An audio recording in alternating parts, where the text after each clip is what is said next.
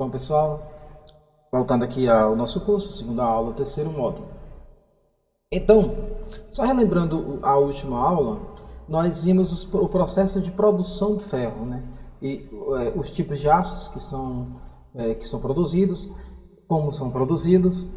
Vimos um pouco sobre a estrutura cristalina, como que a estrutura cristalina recebe um elemento de liga, como o elemento de liga se insere na estrutura cristalina do material. Vimos um pouco sobre grãos e contornos de grãos e como que o grão se forma na poça de fusão e solidificação.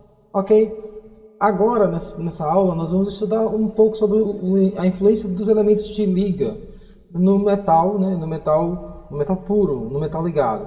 Então, vamos lá. Ligar é o processo de adicionar um metal ou um não metal aos metais puros, como o cobre, o alumínio ou o ferro. As propriedades mais importantes que podem ser melhoradas pela adição de pequenas quantidades de elementos de liga são a dureza, a resistência, a ductilidade e a corrosão. Os elementos de liga mais comuns e os seus efeitos nas propriedades dos aços são os seguintes: o carbono, e a gente vai ver a partir dos próximos slides o efeito de cada um, o enxofre, o manganês, o cromo, o níquel, o molibdênio, o silício, o fósforo, o alumínio, cobre, nióbio, tungstênio, vanádio e nitrogênio. Então, cada um desses elementos de liga, eles produzem um efeito. Alguns efeitos são positivos, outros são negativos. Alguns elementos são favoráveis, outros são totalmente prejudiciais. E veremos também que, mesmo os que são prejudiciais, eles servem e têm uma função positiva em alguma outra aplicação que não seja na estrutura, em aços estruturais. O carbono, por exemplo, é o elemento mais usado para aumentar a dureza e a resistência do aço. É uma liga de até 2% de carbono em combinação com ferro denominada aço, enquanto que uma liga contendo acima de 2% de carbono é chamada de ferro fundido. Mesmo sendo um elemento favorável, deve-se tomar cuidado porque o excesso de carbono ele requer cuidado no processo de soldar, tanto no carbono com alto teor de liga, quanto no aço, quanto no ferro fundido, que é um teor de acima de 2% de carbono. O enxofre é um elemento indesejável no aço, porque causa fragilidade.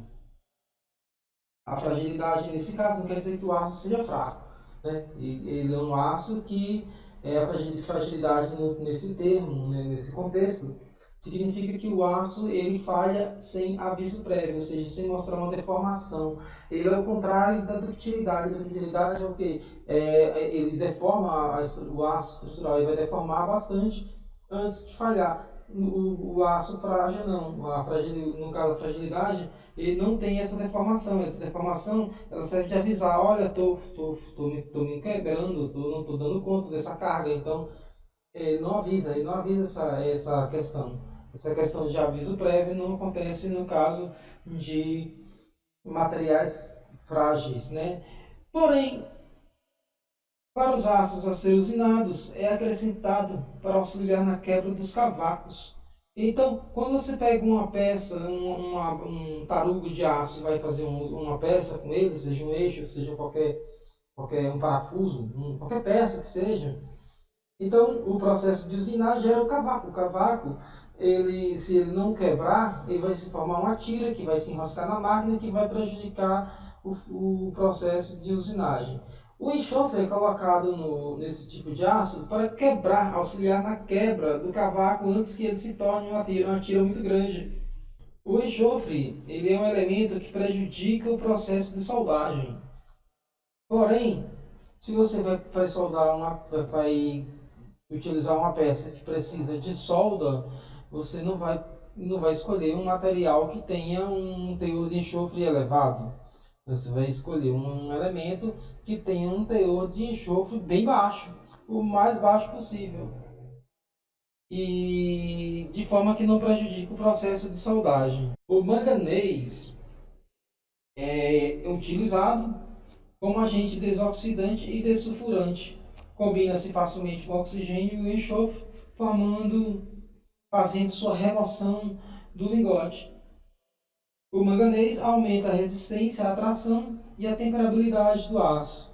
Ou seja, o manganês é bacana, ele é benéfico, ele tira os gases, ele tira o oxigênio gasoso, tira o enxofre, né, que o enxofre também ele é prejudicial, e aumenta a resistência e a temperabilidade.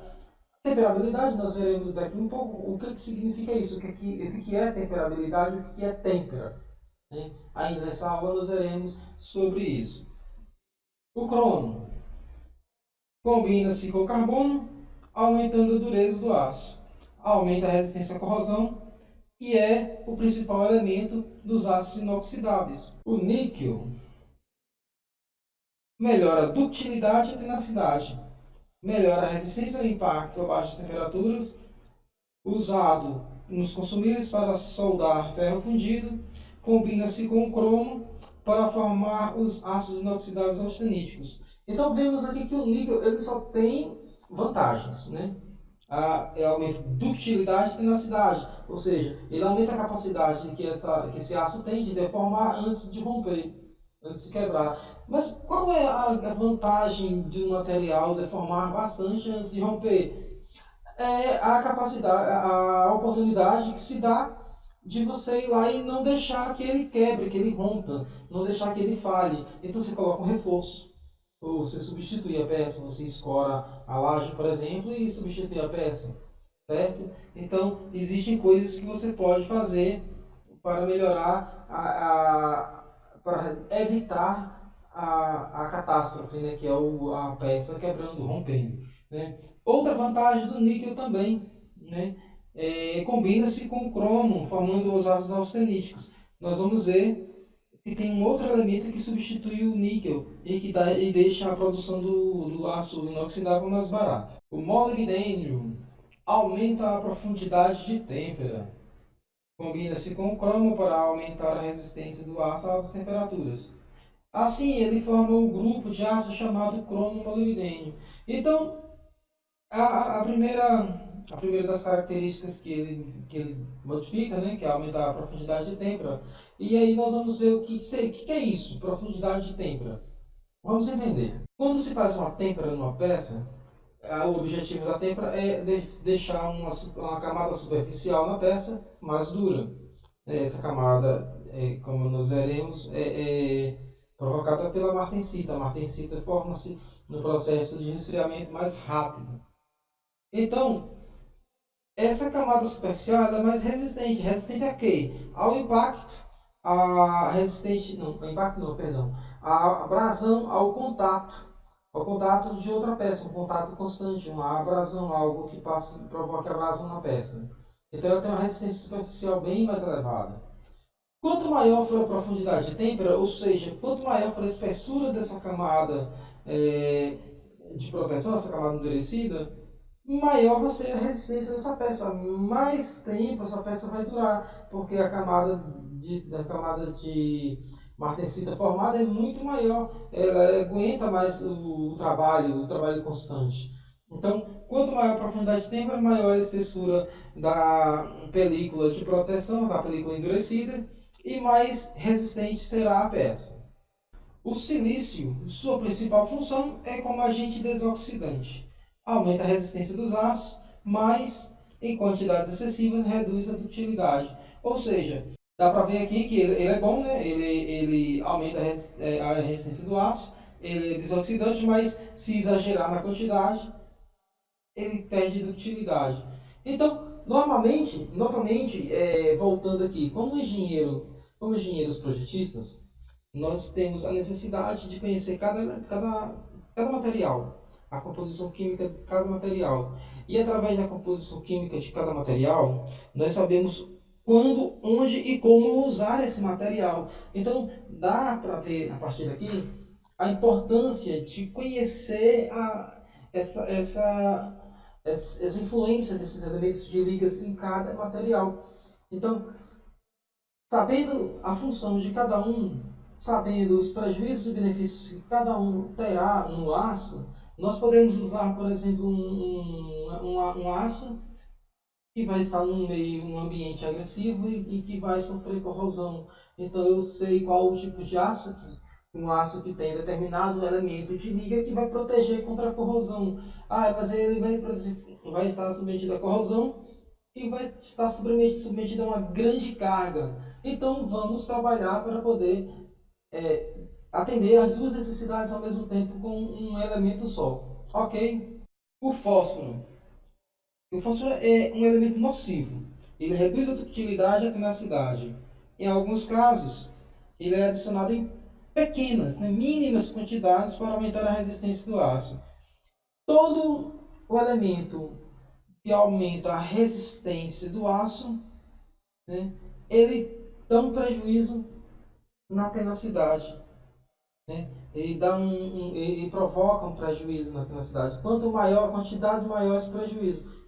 Então, é interessante mesclar. Então, quando se vai procurar um aço, é importante conhecer a tabela de propriedades, a tabela de onde tem os elementos químicos, a composição química do aço. O alumínio é um elemento desoxidante e, em quantidades pequenas, controla o tamanho de grãos. Então, o tamanho de grãos, nós vimos que na aula passada tem uma figura que mostra a poça de fusão e a formação dos primeiros grãos na solidificação dessa poça de fusão. Então, observamos que o tamanho do grão no contato com o material sólido, ele é maior e depois pedaços menores, grãos menores vão se formando.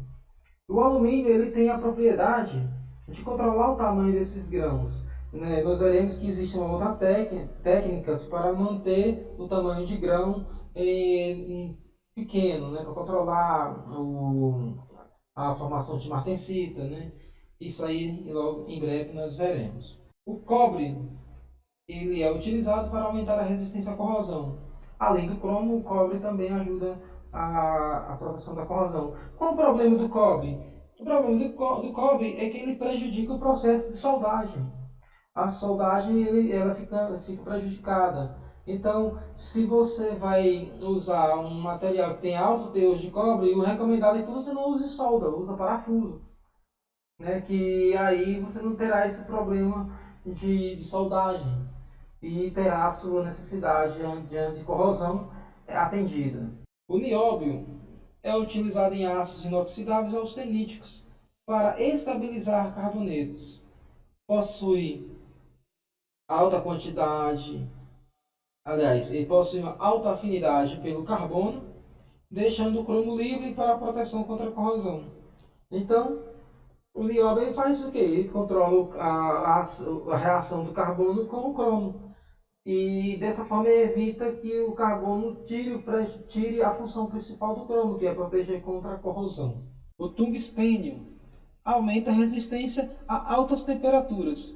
Forma carbonetos que aumenta a resistência à tração. Okay? Então ele é um elemento benéfico. Vanádio mantém o tamanho do grão pequeno após o tratamento térmico e aumenta a profundidade de têmpera. Então são dois pontos importantes, Dois pontos legais. Nitrogênio, ele é prejudicial e causa fragilidade para aço estrutural. Forma estrutura austenítica, é usado nos aços inoxidáveis austeníticos para reduzir a quantidade de níquel. Então, olha só, ele é prejudicial no aço estrutural porque causa fragilidade. No aço inoxidável ele é bacana. Mas ninguém usa aço inoxidável para fazer uma estrutura metálica, uma edificação de estrutura metálica. No mais, são elementos que não exigem muita carga sobre eles, não existe esforço excessivo sobre eles, como é o caso de um pilar, de uma viga e por aí vai. Bom, mas quando a gente adiciona liga, um elemento de liga no metal puro, algumas coisas se modificam, Então, quando se adiciona elementos de liga ao metal puro, esse elemento influencia na forma cristalina, na estrutura cristalina desse material, dessa liga resultante. Ou seja, se se um determinado elemento ele tinha, um determinado material ele tinha a propriedade de mudar sua estrutura cristalina a uma determinada temperatura, quando é adicionado os elementos de liga, ele já não consegue mais modificar essa característica alotrópica naquela temperatura, mas agora ele vai modificar essa característica numa faixa de temperatura. Essa faixa de temperatura, digamos que seja, se antes ele mudava a sua característica holotrópica a 900 graus ou a 1000 graus, agora ele vai variar entre 850 a 1200 graus, digamos, é um exemplo. Ou então de 950 a 1300 graus. Então é uma faixa de temperatura onde há a mudança na estrutura cristalina. E o que é que vai determinar a faixa de temperatura, essa extensão, o tamanho da faixa? É o tipo de elemento que será adicionado ao metal puro e a quantidade desse elemento ou desses elementos, que pode ser mais de um. Então, quanto maior a quantidade de elementos e os tipos de elementos, maior será essa faixa, menor será essa faixa. Isso aí é uma coisa que vai depender desses parâmetros de quantidades. Os metais, né, eles são ótimos condutores de calor. E por isso, o calor rapidamente ele escoa pela massa, por toda a massa do material de base no processo de soldagem. Isso provoca um rápido resfriamento da junta soldada. E esse resfriamento rápido provoca a formação de microestruturas prejudiciais na região de soldagem. Durante a solda de aço de alto carbono ou de alta liga, há a formação de martensita. Né? A martensita ela tem essa estrutura cristalina. Então, é um cubo de corpo centrado, onde cada vértice do cubo tem um átomo e no centro temos um outro átomo. E para quem estudou química, para quem gosta de química, entende que a ligação nesse caso ela é muito forte. Ele não é uma transforma as ligações rígidas, né? As ligações são muito fortes, né? Então voltando um pouquinho, peraí. Voltando um pouquinho, vamos deixar aqui nessa tabela. Opa, cadê a tabela? Tabela, aqui, tabela. Deixar nela. Depois a gente volta nos outros slides. Bom, o que fazer para evitar a martensita no processo de soldagem? A martensita é prejudicial, ela provoca trincas. Nós veremos aqui, os slides mostram que a martensita ela se forma no processo de resfriamento. Quanto mais rápido é o resfriamento, maior a quantidade de martensita formada. E a martensita, ela provoca trinca durante o resfriamento da junta soldada. E isso não é bom, porque quando você vai colocar a peça no lugar, né, uma viga no lugar, por exemplo, e coloca a laje, coloca a parede em cima e toda a movimentação de cargas adicionais, essa trinca tende a aumentar e a solda tende a romper, prejudicando assim a estrutura como um todo. Ok? Então o pré-aquecimento da junta diminui o tempo de resfriamento da junta. Ok? Dá um aumento de calor lá na junta, aumenta a temperatura dela, de forma que a diferença de temperatura da junta entre a junta e a poça de fusão diminua. E com essa variação de temperatura menor, a junta vai resfriar mais lentamente, provocando uma diminuição na formação da martensita, que é totalmente prejudicial para a solda. A temperatura de pré-aquecimento ela pode variar de 50 até 540 graus Celsius, mas comumente é aplicado a faixa de 150 até 200 graus Celsius. É mais comum se aplicar essa faixa de temperatura. Então, diminuindo a quantidade de martensita formada, passamos a ter uma melhor ductilidade da solda, baixa dureza e menor probabilidade que essa solda venha a trincar durante o resfriamento. Como resultado do pré-aquecimento,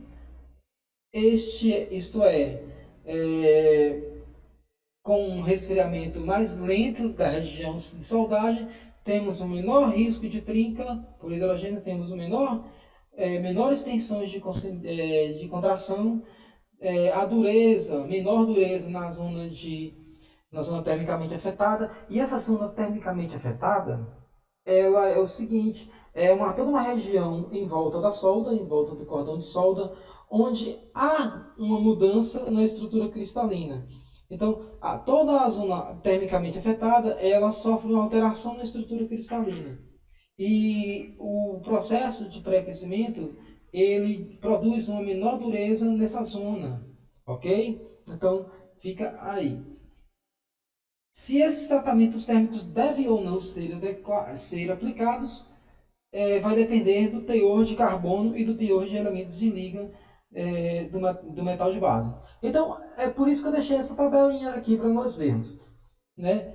O que se fala? Que a necessidade do pré-aquecimento vai depender do teor de carbono e dos elementos de liga. Então, aqui, olha só, nessa tabelinha que eu retirei do catálogo de aços da Gerdau. Então, para o aço ASTM A572, eu tenho aqui a composição química dele, né? Eu tenho as especificações, as faixas de espessura, temos aqui o teor de elementos de liga para cada especificação. Temos do outro lado as propriedades mecânicas dele, né, desse aço, para cada uma das especificações. Embaixo temos uma coisinha muito útil aqui que a tabela da Gerdau nos fornece, que é para o aço ASTM 572, ele me dá o eletrodo que eu tenho que usar para o eletrodo revestido, no processo MIG-MAG também, no arco submerso também, e o eletrodo tubular ele também me dá as especificações. Isso também para o aço Cor 500. O aço Cor ele não é um aço inoxidável, mas ele tem uma alta resistência à corrosão. E outra coisa legal também dessa tabela é que ele nos indica qual parafuso usar para cada um desses tipos de aço. Ou seja, para nós engenheiros projetistas, essa tabela, o catálogo do fabricante é importante explorar os benefícios dessas tabelas, porque essas tabelas nos trazem muita informação que nos ajudam a ganhar tempo, nos ajudam a ter mais assertividade no material que vamos escolher. Ok? Vamos passar para frente, que isso aqui tudo eu já falei. Ok? Vamos para lá, isso aqui eu falei. E aqui, olha só, se o tratamento térmico deve ser aplicado ou não, isso vai depender do teor de carbono e de outros elementos de liga no metal sempre soldado. Então, vamos passar para cá. A necessidade do pré-aquecimento ele aumenta com os seguintes fatores. Então, quanto maior o teor de carbono no material de base, mais eu tenho necessidade de pré-aquecer. Quanto maior for o teor de elementos de liga no material de base, a mesma coisa. O tamanho da peça influencia. Por que influencia? Lembra que eu falei lá atrás que quanto maior a massa envolvida no processo de soldagem, mais rapidamente o calor vai escoar por essa massa? Então, quanto maior for a peça, maior a massa, mais rápido o calor escoa e assim mais rapidamente a junta soldada vai resfriar. E isso provocando martensita que provoca trinca no processo de resfriamento. A temperatura inicial de soldagem também influencia e o diâmetro do consumível também. A composição química do material de base ela deve ser conhecida para se escolher a temperatura de pré-aquecimento correta, pois ela é controlada por dois principais fatores, que são o teor de carbono e o teor de liga do material de base. Bom, basicamente, quanto maior for o teor de carbono do material de base, maior será a temperatura de pré-aquecimento requerida. Esse raciocínio se aplica também ao teor de ligas, mas um grau levemente menor. Um método para se determinar a necessidade de pré-aquecimento de uma solda é o método do carbono equivalente. Né? A temperabilidade de um aço está relacionada ao teor de carbono acrescido dos teores de certos elementos de liga. E quanto maior for o carbono equivalente, maior será a temperatura de pré-aquecimento. Outros fatores importantes para se determinar a temperatura de pré-aquecimento são a espessura e o tamanho do componente. E isso, né, nós já sabemos por quê. Pela massa, por causa da massa. O O calor ele se dissipa na massa, em toda a massa, ele vai por condução, né? Então o calor vai embora e se divide ali por cada pedaço de aço que tiver ali. A temperatura de crescimento ela aumenta com o tamanho e a espessura do componente. Isso é evidente. E o cálculo, né, o cálculo do carbono equivalente, ele determina o teor de carbono, não, o teor, desculpa, para o cálculo para o cálculo do carbono equivalente, determina-se o teor aproximado de outros elementos de liga que produzem a mesma dureza que 1% de carbono. Então, o carbono equivalente, né, ele que é uma indicação da temperabilidade, pode ser calculado pela expressão que segue. Ou seja, eu tenho essa expressão que está relacionando o teor de carbono e alguns outros elementos, como manganês, níquel, molibdênio, cromo e cobre. Então, cada um nessas proporções que tem aí. Porém, essa fórmula só é válida para os elementos que têm essa faixa de teores dentro do aço, ok? Uma outra equação que se usa bastante também é essa equação 2, né, que também relaciona os mesmos elementos, porém de uma forma diferente, né? Então agora aqui eu tenho razões diferentes na aplicação dessa fórmula. A espessura do metal de base pode tornar necessário pré-aquecimento mesmo para os ácidos de baixo carbono. Então, né, repetindo novamente, vamos lá, vamos ser redundantes.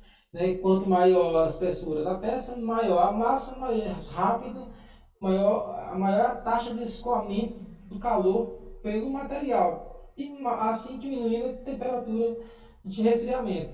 Porém, aqui nós temos que a temperatura de pré-aquecimento é uma relação que envolve a multiplicação de um fator constante, né, pela raiz quadrada do carbono equivalente total menos 0,25. E esse carbono equivalente total ele está relacionado com, com o carbono equivalente, que é obtido por uma daquelas duas fórmulas, né, multiplicado pela espessura do elemento, ou seja, o carbono equivalente total relaciona o carbono equivalente vezes vezes a espessura do material multiplicado por um fator constante que é 0,005.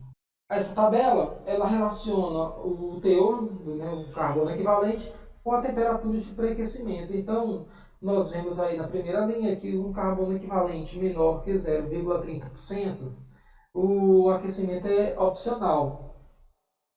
Porém, se ela for uma chapa espessa, aí já muda, né? Já só coloca esse carbono equivalente, valor, vezes a espessura da chapa, vezes o fator constante, e aí eu tenho a temperatura de pré-aquecimento. Então, aqui, os valores vão, né, se repetindo. Então, vamos lá. Bom, alguns aços, né, particularmente aqueles possuindo carbono equivalente maior do que 0,45%, podem requerer, além de pré-aquecimento, um pós-aquecimento. Esses tratamentos são especialmente recomendados para a soldagem de seções espessas. Entretanto, para a maioria dos ácidos carbono e de baixa liga, apenas o pré-aquecimento é necessário de um modo geral. Usa-se o pré-aquecimento na faixa de temperaturas de 120 a 150 graus Celsius para o processo de multipasses, quando a espessura da peça é maior que 25 milímetros. Além de determinar a temperatura de pré-aquecimento, além de determinar a temperatura de pré-aquecimento correta, é necessário que essa temperatura de pré-aquecimento seja mantida durante todo o processo de soldagem. Então não adianta só chegar à temperatura de pré-aquecimento. Isso se obteve pelas relações que mostramos anteriormente, as equações V2 e depois a relação do carbono equivalente com a espessura do material. Okay? Tem que manter a temperatura constante durante todo o processo de soldagem. Depois que terminar o processo de soldagem, é importante, né, que a temperatura da junta ela resfrie lentamente, novamente para poder evitar a formação de martensita. O pós-aquecimento dentro desse contexto significa o aquecimento da junta soldada imediatamente após a solda ter sido realizada. É bem diferente de outros tratamentos executados após o resfriamento da solda, tais como alívio de tensões, revenimento e recozimento. O pós-aquecimento, ele tem a mesma função do pré-aquecimento, ele mantém a temperatura da peça em um nível suficientemente elevado, de tal maneira que a junta resfrie lentamente.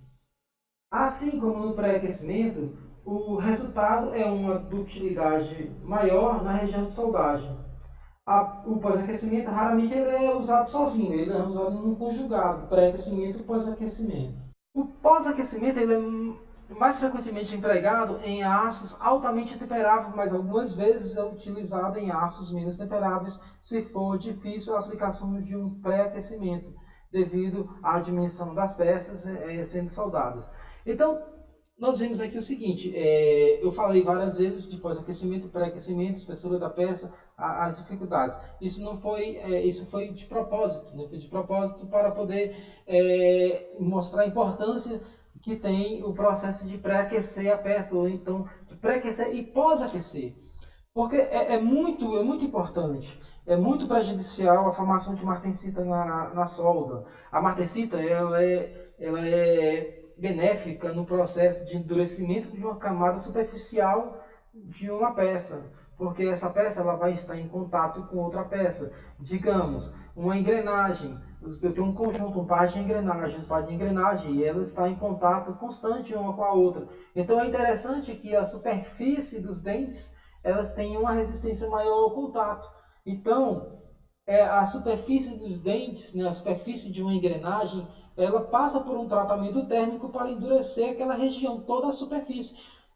A profundidade da têmpera quanto maior, nesse caso, melhor. Por quê? Porque a engrenagem vai durar mais, aquela película ela vai demorar mais a se desgastar, ela vai demorar mais a se acabar. E então a engrenagem ela durará mais, ela vai gastar um tempo maior para ser retirada e ser trocada por outra engrenagem, ok?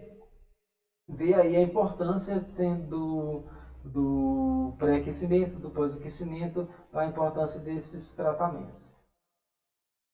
Além do pré-aquecimento e do pós-aquecimento, outros tratamentos térmicos são empregados em juntas soldadas para influenciar nas propriedades do metal de solda. São eles os tratamentos, o alívio de tensões, o recozimento pleno, a normalização, a têmpera e o revenimento.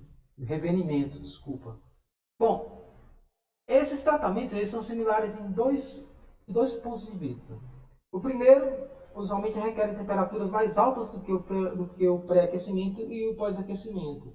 Segundo, embora sejam atividades de pós-aquecimento no sentido de que são aplicados após a solda ter sido executada, diferem do pós-aquecimento no fato de que a solda é deixada resfriar antes que o tratamento seja iniciado.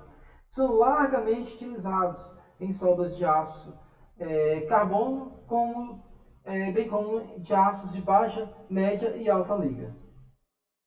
O primeiro deles é o alívio de tensões. Então, numa junta soldada, o metal mais próximo da solda está sujeito às mais altas temperaturas. E à medida que aumenta a distância da solda, a temperatura máxima atingida diminui. O aquecimento heterogêneo causa contração e expansão também heterogêneos e pode causar distorções e tensões internas devidas à solda. Então, a junta é aquecida a uma temperatura que vai em torno de 600 graus Celsius e mantida nessa temperatura por 1 hora, para cada 25 milímetros de espessura da peça. Então, a peça é resfriada totalmente. Então, e agora? Ela fica a 1 hora nessa temperatura de 600 graus para cada 25 milímetros da peça, de espessura. Então, se a peça tiver 30 milímetros, ela fica 1 hora. Mas se ela tiver 50 milímetros, ela vai ficar 2 horas. Se ela tiver 75 milímetros, vai ficar 3 horas. E assim sucessivamente. Para cada 25 milímetros de espessura de peça, eu mantenho 1 hora a mais dentro do forno. Aliás, dentro do forno não, naquela temperatura. Ok? Vou passar aqui. Essas são as temperaturas de pré-aquecimento. Por exemplo, a 595 graus Celsius, eu mantenho um tempo de 1 hora para uma chapa a cada 25 milímetros, né? 1 hora por cada 25 milímetros. Na temperatura de 565 graus Celsius, eu tenho um tempo de 2 horas nessa temperatura, mais 2 horas para cada 25 milímetros. Ou seja, se eu tiver 50 milímetros, passa a ser 4 horas. Ok? O recozimento é o tratamento térmico realizado com o fim de alcançar um ou vários dos seguintes objetivos, que são remover tensões devidas a tratamentos mecânicos a quente ou a frio, diminuir a dureza para melhorar a usinabilidade do aço, alterar as propriedades mecânicas como resistência, ductilidade, etc., modificar os característicos elétricos e magnéticos, ajustar o tamanho de grão, regularizar a textura bruta, remover gases, produzir uma microestrutura definida, eliminar, enfim, os efeitos de quaisquer tratamentos térmicos ou mecânicos a que o aço tiver sido anteriormente submetido. O recozimento pleno, ele possui outra função adicional em relação ao alívio de tensões simples. Além de levar a peça soldada a uma condição de zero tensões, ele assegura ductilidade e baixa dureza à solda e à zona termicamente afetada. Além disso, consegue-se também uma microestrutura fina e totalmente uniforme. Esse tratamento térmico consiste no aquecimento do conjunto de 30 a 60 graus acima da temperatura crítica, que é a temperatura onde há mudança na estrutura cristalina, que nos ácidos varia de 840 graus Celsius até 1000 graus Celsius. Na manutenção do patamar de temperatura por um tempo suficiente para promover a mudança uniforme em toda a peça. E no resfriamento lento do conjunto, usualmente dentro de um forno. Então, a partir daí, a gente já entende, né, está implícito que ele não é para uma peça grande, uma viga de 6 metros de comprimento. É para peças pequenas, como essa peça aqui, por exemplo. Aqui nós vimos a base de um pilar duplo, né? Então, se eu quero fazer um recozimento aqui, um recozimento pleno nesse conjunto, eu vou dar um jeito de colocar flanges aqui para receber a parte de cima né, do restante da peça. E levar essa peça para o forno. Observa só o que acontece aqui, olha só. Ela tem uma zona afetada termicamente elevada, grande, né? Então dá para ver. E agora observe a beleza dessa solda, né? Que solda linda. Então, é uma forma de colocar. Isso aí vai depender do engenheiro, projetista, do cara que está dividindo as peças, que está formando, porque se há necessidade de um tratamento térmico aí nesse conjunto, nessa peça, então ele se vira, se vira nos 30 aí para poder fazer esse tratamento da forma correta. Então ele tem que usar a criatividade, né? Não é só o conhecimento que é importante no processo de projetar. O, a criatividade ela é tão importante quanto, né? Saber ligar pontinhos é tão importante quanto ter os conhecimentos, porque se você tem o conhecimento e não sabe ligar os pontos, então o seu conhecimento está lá é inútil, não serve para nada, só serve para contar a história. Então é isso. A normalização. Esse tratamento é na realidade uma outra forma de recozimento. As temperaturas utilizadas são as mesmas, que no caso do recozimento, né, são de 60 graus acima da temperatura crítica. Né? Mas a normalização pressupõe um resfriamento em ar calmo, até a temperatura ambiente, em vez de resfriamento no forno. As tensões internas são aliviadas, porém, a solda não fica com a mesma ductilidade e baixa dureza obtidas com o recozimento pleno. E agora a têmpera, né? Coisa o que nós falamos durante toda a aula, têmpera de profundidade de têmpera, formação de martensita, né? Então vamos lá. Quando aquecemos um aço, né, para fazer a têmpera, o processo é o seguinte. aquecemos o aço até a temperatura de 30 a 60 graus acima da temperatura crítica e então mergulhamos o metal em uma solução líquida para que o metal resfrie rapidamente. Esse resfriamento rápido é conhecido como têmpera e forma uma microestrutura denominada martensita, né, o que nós já falamos, que distorce a rede cristalina do aço e aumenta sua dureza e sua resistência mecânica. As soluções de têmperas usadas nesse processo são classificadas de acordo com a velocidade com que resfriam o metal, isto é, no óleo, na água e na salmoura. Então, no óleo é rápido, na água mais rápido e na salmoura é mais rápido ainda, certo? E depois da têmpera, sempre, ou quase sempre, depende, é feito o refinamento, que é aquecer o metal até uma temperatura baixa de 725 graus. Mantida essa temperatura por um certo intervalo de tempo, e então ele é resfriado até a temperatura ambiente. O refinamento ele reduz a fragilidade, que é uma característica própria dos aços temperados. Ok? E com isso ele produz um balanço entre alta resistência superficial e tenacidade do aço. Ok? Bom, na próxima aula nós veremos agora as propriedades do metal de solda. Então vimos da primeira o processo de obtenção do ferro, o processo de obtenção dos tipos de aço, vimos a estrutura cristalina, formação dos grãos, né, a formação dos grãos dentro da poça de fusão. Aí passamos por essa aula, vimos a influência dos elementos de liga, quais são as ligas e o que cada uma produz no metal de base, no metal, né, no soluto, quer dizer, no solvente, desculpa. E depois os tratamentos térmicos que melhoram a qualidade da solda, melhoram a qualidade da região termicamente afetada, ok? Então até a próxima aula, nos veremos aqui e vamos aproveitar, estudar bastante e aprender bastante, fazer nossos projetos se tornarem cada vez melhores, mais resistentes, mais confiáveis e também mais econômicos para o nosso cliente, porque o cara não quer gastar o dinheiro dele todo, né? Ele quer economizar, mas ele quer uma coisa segura, ele não quer que o patrimônio dele vá para o chão, literalmente. Obrigado e até a próxima aula.